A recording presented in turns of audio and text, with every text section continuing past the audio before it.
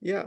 Um, so another thing I was wondering was when you look at early human societies, what would have been one of the more common woods that they would have used, or maybe a variety of them, but um, and then what would those have been very useful for?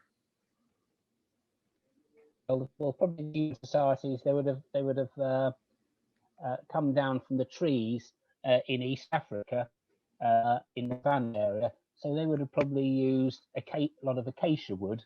Uh, there's still very low temperatures in the tropics. It dries out nicely, so that they would also be able to build their fires out of, make digging things out of it, make spears, and and make huts as well to protect them from the sun, to keep them warm at night. So that's humans evolving in Africa. As they move towards Europe and other areas, one of the first wooden tools that's actually been discovered, one of the first pieces of carpentry, were spears, which were found in boggy conditions in Germany, in West Germany, in Saxony, and those were actually carved out of very slow growing spruce trees. It must have been very cold at the time.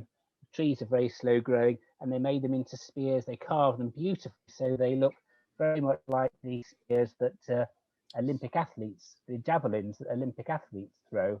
And they used those. That's about 3,000 years ago.